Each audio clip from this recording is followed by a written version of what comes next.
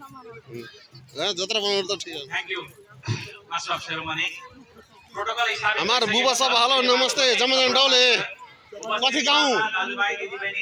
कथी गाउँ अत्यन्तै न्यानो ल हमारी छामान गाउँ हमार हेर त बाप रे नमस्कार यो नमस्कार मजोरक पाखी डम्फु डान्स रमाइलो उत्सवमा छौं विशेष गरी मेले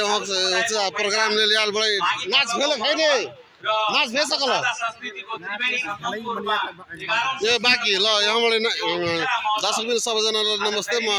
फ्यामिली भिडियोबाट बोलिरहेको छु बुद्राम महतो उता चाहिँ बाटोमा डान्स भइरहेको छ अब सडनली यता पनि यहाँ हाम्रो मञ्च यताबाट डान्स हुन्छ यहाँ हाम्रो सबैजना हाम्रो बुबा काकाहरू रेडी हुनुहुन्छ सबैजना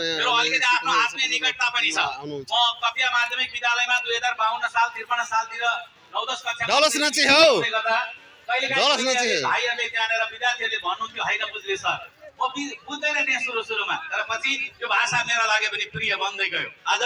थारू भाषाको विशेष गरी संरक्षण गर्ने एउटा पुस्ताबाट अर्को पुस्तामा हस्तान्तरण गर्ने कति गाउँ छ अहिले बोकेको थारू सम्प्रदायले यो खिचरा महोत्सवको माध्यमबाट आफ्नो संस्कृतिको हाम्रो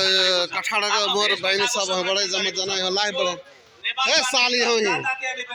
केही कुरा ए साली हो त अर्को पुस्तामा हामी आफ्नो जिरो मान्छे आज यसो लाइभ गरिरहेको छ भन्ने लाग्दछ भने त्यो नाच्ला समुदायसँग सिक्न सकिन्छ विशेष गरी खिचरा महोत्सवले तीनवटा महत्त्वहरू बोकेको छ आज यहाँनिर हामी के पाउँदछौँ भने हाम्रो कठा कति गुरुपक्ना कति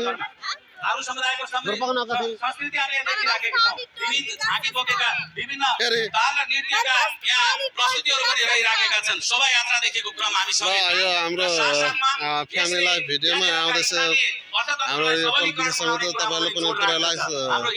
कमेन्टमा गरिदिनु होला सबै हेर्नु तपाईँ चारैपट्टि हेर्न सक्नुहुन्छ पुरै उहाँले विकास थारू कति